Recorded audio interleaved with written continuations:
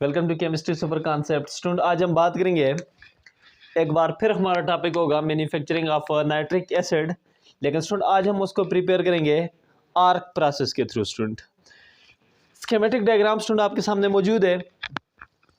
Process को step wise student मैं explain करूंगा और जो चैम्बर हैं या जो भी स्कीमेटिक डायग्राम है स्टूडेंट, इससे मैं डिटेल स्टेप वाइज डिस्क्रिप्शन जो है ना वो मैं आपको दूंगा। तो आज का टॉपिक जो है हमारा स्टूडेंट वो है एक बार फिर से manufacturing of nitric acid, industrial preparation of nitric acid या manufacturing of nitric acid HNO3। लेकिन आज जो हमारा मेथड है वो चेंज है और वो कौन सा है जी? वो आर्क प्रोसेस है। इससे पिछले लेक्चर में हमने नाइट्रिक एसिड को प्रिपेयर किया था ऑस्टवर्ड प्रोसेस के through. Ostwald process mostly Pakistan में जो प्रोसेस यूज होता है for the manufacturing of nitric acid, that is Ostwald process. लेकिन जो आर्क प्रोसेस है ये भी दुनिया में इस्तेमाल होता है और ये वहां पे इस्तेमाल होता है जहां पे बिजली की होती है, सस्ती होती है। तो वहां पे जो है ना क्या किया जाता है, आर्क प्रोसेस को for the manufacturing of nitric acid जो है ना वो यूज किया जाता है। It is also known as Birkeland process, Birkeland and Eyde process. Student, इसको क्या कहा जाता है जी? Birkeland and Eyde process. Birkeland and Eyde process भी इसको कहा जाता है। इस प्रोसेस में क्या किया जाता है स्टूडेंट कि with the help of electrodes an arc is produced, ठीक है, इन द आर्क फर्नेस। कि इलेक्ट्रोड्स की मदद से ये जो आर्क फर्नेस है इसके अंदर क्या किया जाता है, एक आर्क प्रोड्यूस किया जाता है और फिर नाइट्रोजन और ऑक्सीजन को क्या किया जाता है कि इस आर्क की तरफ क्या किया सब्जेक्ट किया जाता है at a high temperature. Student, तो that is why the process is known as a arc process. अब स्टूडेंट हम इसको स्टेप वाइज देखते हैं कि हम इस प्रोसेस को कैसे करेंगे। तो सबसे पहले स्टूडेंट हम अगर बात करें आर्क फर्नेस के ऊपर, जो कि हमारा सबसे पहले चैम्बर होगा, तो that is student arc furnace. मैं इस चैम्बर पे बात करूंगा कि इस प्रोसेस का हम स्टार्ट कैसे लेंगे। आर्क फर्नेस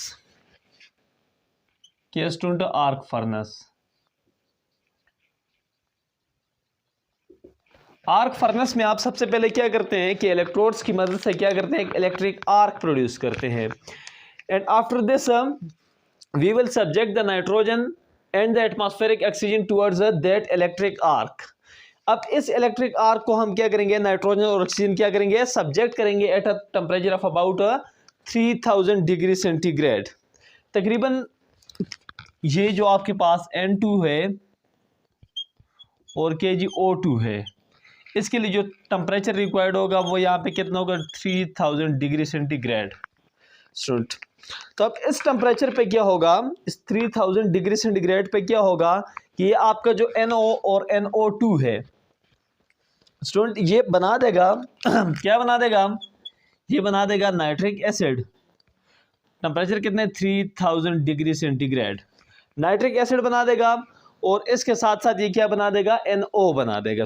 NO बना देगा स्टूडेंट। अगर आप इस रिएक्शन को बैलेंस करें तो ये आपके पास क्या आ जाएगा, 2NO आ जाएगा, 2NO। तो स्टूडेंट पहला प्रोसेस यहाँ पे क्या होता है कि नाइट्रोजन और ऑक्सीजन को आप सब्जेक्ट करते हैं towards electric arc eight 3000 degree centigrade and you will get what, NO। और हीट जो इस प्रोसेस में रिलीज होता है तो वो कितना है स्टूडेंट, ये रिलीज नहीं होता सॉरी, बल्कि एब्जॉर्ब होता है क्योंकि एंडोथर्मिक प्रोसेस है, और वो है student 180 kilo joule, 180 kilo joule. तो स्टूडेंट आर्क फर्नेस के अंदर ये प्रोसेस होता है। अब चूंकि आप अगर आप प्रोसेस को देखें तो प्रोसेस क्या है, एंडोथर्मिक है।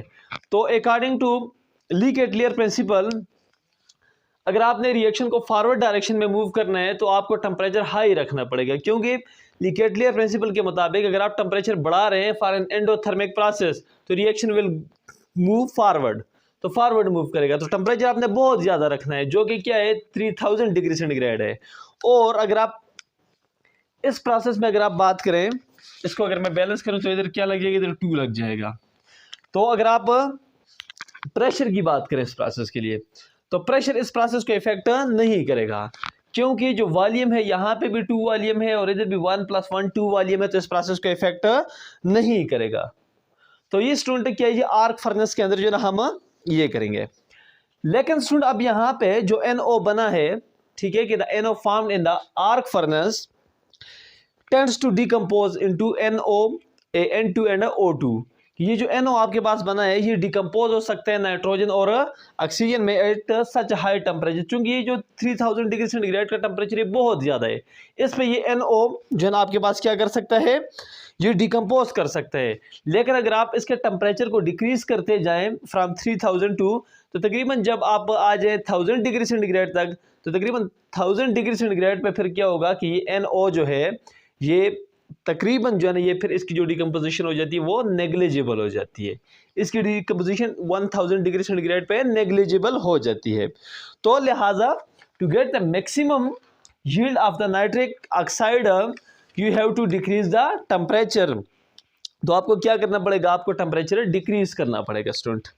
अब टेम्परेचर आप कैसे डिक्रीज करेंगे, ठीक है, it can be decreased bye swept away the nitric oxide away from the flame। कि आप इसको क्या करें, फ्लेम से आप इसको दूर लेके जाएं तो उसका टेम्परेचर क्या होगा, डिक्रीज होता जाएगा स्टूडेंट। और दूसरी बात ये है कि जब आप इसको दूर लेके जाएंगे तो आगे फिर कौन सा चैम्बर है आपके पास, क्या जी कूलर है या क्या जी कूलिंग चैम्बर है। तो कूलिंग चैम्बर में क्या होगा, कूलिंग चैम्बर में अब ये जो टेम्परेचर आपने 1000 तक गिराना है तो वो अब यहाँ पे गिरेगा।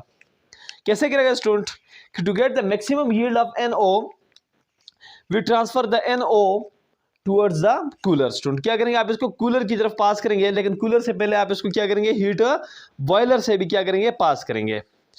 अब क्या होगा स्टूडेंट, तकरीबन 1000 डिग्री सेंटीग्रेड तक इसका टेम्परेचर आ जाएगा तो इसकी डिकम्पोजिशन नेग्लिजिबल हो जाएगी। और दूसरी बात क्या है कि जब आप इसके टेम्परेचर को फर्दर डिक्रीज करेंगे, 1000 तक मैं यहाँ पे आ गया, ये जो सेकंड चैम्बर है मेरे पास, ये कौन सा है जी, मेरे पास है कूलिंग चैम्बर, कूलिंग चैम्बर या इसको आप कह सकते हैं जी कूलर। तो यहां पे आपने क्या करना है, ये 3000 से आपने NO का जो टेम्परेचर है वो आपने तकरीबन 1000 डिग्री सेंटीग्रेड तक आप ले आए। तो 1000 डिग्री सेंटीग्रेड पे अब इसकी डिकम्पोजिशन क्या नेग्लिजिबल है। अब अगर आप फर्दर इसका टेम्परेचर इंक्रीज करें, डिक्रीज करें, तो तकरीबन 600 डिग्री सेंटीग्रेड पे जब आप आ जाते हैं तो तकरीबन यहाँ पे फिर क्या हो जाता है जी, ऑक्सीडेशन ऑफ नाइट्रिक ऑक्साइड जो ना वो क्या हो जाता है, ये स्टार्ट हो जाता है। तो कूलिंग चैम्बर का ये काम है कि इसके टेम्परेचर को क्या किया जाए, डिक्रीज किया जाए in order to avoid its decomposition student. तो ये स्टूडेंट आपके पास क्या आ गया, कूलिंग चैम्बर के अंदर या कूलर्स के अंदर जो ना इसका ये काम है। अब स्टूडेंट इससे जो अगला हमारे पास जो चैम्बर है that is oxidation chamber. Oxidation chamber student क्या जी, इसको हम क्या कहते हैं, ऑक्सीडेशन चैम्बर कहते हैं। अब मैंने जो कहा कि 600 डिग्री सेंटीग्रेड पे ऑक्सीडेशन स्टार्ट हो जाती है और 150 पे आके फिर क्या होता है, कंप्लीट ऑक्सीडेशन स्टार्ट हो जाती है। लेकिन वो कंप्लीट ऑक्सीडेशन किधर होगी, इस ऑक्सीडेशन चैम्बर के अंदर होगी। तो अब स्टूडेंट हम उस प्रोसेस की तरफ बढ़ रहे हैं। तो थर्ड वन जो हमारा चैम्बर है that is what, oxidation chamber. Oxidation chamber या इसको आप ऑक्सीडाइजिंग चैम्बर कहते हैं। अब इस ऑक्सीडाइजिंग चैम्बर के अंदर क्या होगा स्टूडेंट, इसको यहाँ से मैं एरो से शो कर देता हूँ ताकि क्योंकि आप लोग इसको इधर जो है ना वो लेके आए, तो फिर अब यहाँ से ये आगे, ठीक है। अब स्टूडेंट क्या होगा कि जो नाइट्रिक ऑक्साइड है in the presence of oxygen, जो कि क्या जी एटमॉस्फेयर में मौजूद है, NO in the presence of O2, it undergo oxidation, ठीक है, and form NO2 nitrogen dioxide. ये O2 किधर से आया जी, ये एयर से आया है, and it will form NO2। तो ये क्या बना देगा, नाइट्रोजन डाइऑक्साइड जो है ना वो बना देगा। तो it is called oxidation of nitric oxide, जो कि किधर होगा, इधर ऑक्सीडेशन चैम्बर में होगा। स्टूडेंट मैं इधर भी लिख देता हूँ कि NO विल अंडरगो ऑक्सीडेशन, ये कौन सा ऑक्सीजन है, एयर का, and it will undergo oxidation and form what, nitrogen dioxide. तो नाइट्रोजन डाइऑक्साइड जो नहीं बना देगा। अब स्टूडेंट जब ये चीज आपके पास बन गई तो अगला जो हमारे पास फिर लास्ट वन चैम्बर आ जाता है that is absorption tower student. अब एब्जॉर्प्शन टावर के अंदर क्या होगा, now look at this absorption tower, ये चौथा है absorption tower. Absorption tower. Absorption tower के अंदर क्या होगा, आपके पास क्या, ये नाइट्रोजन डाइऑक्साइड है, नाइट्रोजन डाइऑक्साइड है। तो अब क्या होगा कि it passes through the absorption tower. अब आपने इसको क्या करना है, एब्जॉर्प्शन टावर से पास करना है, ठीक है। जब इसको एब्जॉर्प्शन टावर से पास करेंगे तो यहाँ पे एक रिएक्शन होगा। रिएक्शन किसका होगा, रिएक्शन जब आप ये NO2 आप इधर से पास करेंगे ये, ठीक है, तो ये आएगा इधर, और ऊपर यहाँ पे क्या हो रहा है, ये वाटर का स्प्रे इस पे हो रहा है, ठीक है स्टूडेंट, वाटर का स्प्रे इस पे हो रहा है। तो ये यहाँ पे क्या रही है, NO2 पीछे यहाँ से, और प्लस ऊपर क्या रही है, ऊपर से वाटर का स्प्रे हो रहा है, तो वाटर। तो ये दोनों आपस में मिलके क्या बना देंगे जी, मिक्सचर बना देंगे। मिक्सचर बना देंगे किस चीज का, HNO3 का, और के जी ये क्या, नाइट्रिक एसिड प्लस HNO2 का। इसका क्या करेंगे, इसका मिक्सचर बना देंगे। अब स्टूडेंट क्या होगा, जब ये मिक्सचर बन जाएगा तो इसके बाद क्या होगा कि जो नाइट्रस ऑक्साइड है HNO2, पहले तो स्टूडेंट ये रिएक्शन में यहाँ पे लिख देता हूँ कि nitrogen dioxide will react with water spray, जो इसके ऊपर स्प्रे हो रहा है, and will form a mixture of HNO2 plus HNO3 nitric acid and nitrous acid का क्या बना देगा, एक मिक्सचर बना देगा। अब student the nitrous acid will undergo self oxidation. क्या होगा स्टूडेंट, it will decomposition या it will undergo self oxidation and form nitric acid and nitric oxide। अब ये जो आपके पास पार्ट है HNO2 वाला, it will undergo what self oxidation, self oxidation and form HNO3 plus nitric oxide। क्या करेगा student, nitric oxide बना देगा। अब ये जो नाइट्रिक ऑक्साइड बनाए, ये नाइट्रिक ऑक्साइड क्या करेगा student, it is converted into NO2। दोबारा स्टूडेंट क्या होती है, इसकी ऑक्सीडेशन होती है NO2 के अंदर। ऑक्सीडेशन कैसी होती है स्टूडेंट, एटमॉस्फेरिक ऑक्सीजन की मौजूदगी में इसकी ऑक्सीडेशन होती है। जब इसकी ऑक्सीडेशन होकर ये NO2 बना देते हैं तो ये दोबारा किधर जाते हैं जी, ये आपके पास वाटर को एब्जॉर्ब कर लेते हैं, ठीक है, NO2 बन गया ना, ठीक है स्टूडेंट। ये रिएक्शन होगा कि NO जो है आपके पास, ये एक बार फिर से ऑक्सीजन को एब्जॉर्ब करेगा और बना देगा कि जी NO2, और ये जो आपके पास फिर जो NO2 बना है, it will absorb water and form water HNO3। तो ये बात होगी स्टूडेंट, तो ये रिएक्शन आपके पास हो जाएगा। अब स्टूडेंट अगर आप इस रिएक्शन को देखें, ये मैंने जो आपके सामने ये रिएक्शन लिखा है HNO2 वाला रिएक्शन, ये एक बार फिर से स्टूडेंट मैं यहाँ पे ये रिएक्शन आपके सामने मैं लिख देता हूँ यहाँ पे, चूंकि स्टूडेंट मैं आपको बहुत ही इंपॉर्टेंट पॉइंट में यहाँ पे समझाने वाला हूँ। HNO2 जो है, मैंने कहा कि इसकी क्या होती है, ये सेल्फ ऑक्सीडेशन होती है, it undergo self oxidation, it undergo self oxidation and form के जी HNO3 और प्लस के जी प्लस आपके नाइट्रिक ऑक्साइड। अब student such reaction is called a disproportionation reaction.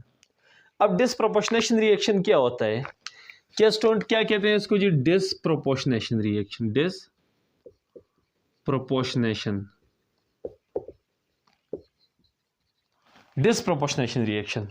Disproportionation reaction क्या होता है, ये एक ऐसा रिएक्शन होता है जिसमें सेम एलिमेंट की ऑक्सीडेशन भी होती है और रिडक्शन भी होती है। तो the reaction in which the same element undergo oxidation and reduction is called a disproportionation reaction.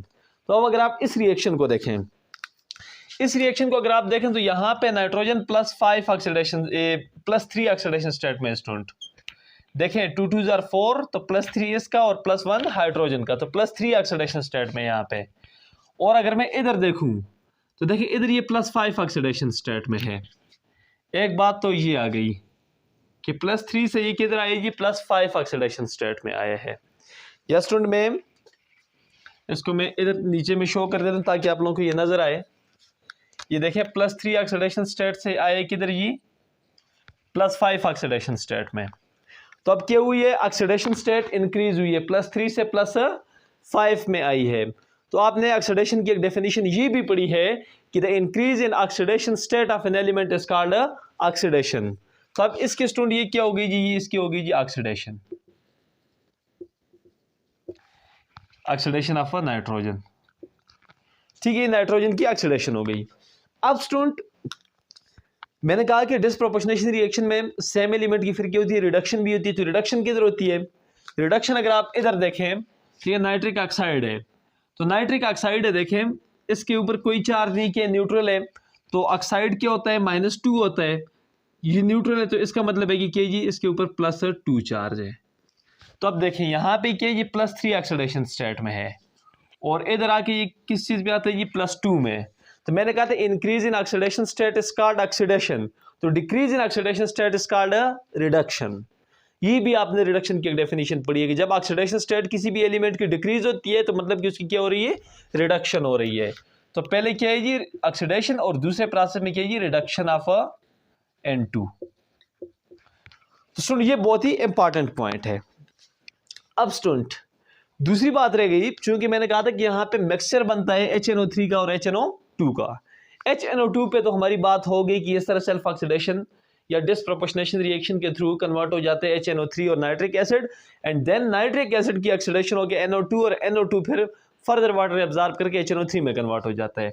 लेकिन रह जाते हैं पीछे के जी HNO3। अब इस HNO3 का क्या बनेगा, ये स्टूडेंट जो आपके पास HNO3 है इन द एब्जॉर्प्शन टावर, ये क्या होता है स्टूडेंट, ये इतना कंसंट्रेटेड नहीं होता, ये तकरीबन 35% कंसंट्रेटेड होता है। जो H2SO4 ये आपके पास बना है क्या, NO2 प्लस वाटर के रिएक्शन से बना है जो इसके ऊपर स्प्रे होता है, और ये बनाते हैं क्या, HNO2 प्लस HNO3। तो ये कितना होता है, ये 35% कंसंट्रेटेड होता है, and its concentration can be increased by passing it through a dehydrating agent such as H2SO4। तो यही आपके पास जो HNO3 है जो कि 35% कंसंट्रेटेड है, तो जब आप इसको H2SO4 से पास करते हैं कि ये डिहाइड्रेटिंग एजेंट है, डिहाइड्रेटिंग एजेंट है, तो ये जो HNO3 है आपका, इसकी जो कंसंट्रेशन है ये तकरीबन कुछ 98 या 100% तक की क्या हो जाता है जी, कंसंट्रेशन इसकी इंक्रीज हो जाती है। इम्प्योर सब्सटेंसेस या वाटर मालिक्यूल्स जो इसके अंदर होते हैं ना, वाटर मालिक्यूल स्पेशली, वो इससे निकल जाते हैं। तो जब निकल जाते हैं तो ये मजीद कंसंट्रेटेड जो है ना वो बन जाता है। और इसके अलावा स्टूडेंट जो यहाँ पे अनरिएक्टेड गैसेस HNO2 और HNO3 में जो है ना अगर मौजूद है, तो वो in the form of waste जो है ना वो यहाँ से क्या हो जाती है स्टूडेंट, निकल जाती है in the form of waste student. वो ये स्टूडेंट यहाँ से जो है ये चीज़ें जो है क्या हो जाती है, निकल जाती है, वेस्ट गैसेस के लिए है। वेस्ट गैसेस का जो है यहाँ पे क्या होता है, ये इनका रिलीज होता है। अब स्टूडेंट ये जो वेस्ट गैसेस है, वेस्ट गैसेस में क्या आ सकते हैं स्टूडेंट, वेस्ट गैसेस में आपके पास एक तो नाइट्रिक ऑक्साइड आ सकता है और KgNO2 आ सकता है। तो ये वेस्ट गैसेस फिर जाके क्या करती है, एब्जॉर्ब होती है इन सोडियम कार्बोनेट सॉल्यूशन Na2CO3, और क्या करती है NO2CO3 में एब्जॉर्ब होकर उसके क्या बनाती है, सोल्यूशन बना देती है स्टूडेंट। तो that's all about student arc process. और इसके बाद स्टूडेंट अगर आप एप्लीकेशंस पे बात करें तो सेम एप्लीकेशन है स्टूडेंट जो मैंने लास्ट लेक्चर में बताई है एंड में, तो सेम एप्लीकेशन है। उम्मीद है स्टूडेंट कि आपको ये प्रोसेस समझ आ गया होगा। तो तब तक के लिए खुदा हाफिज़।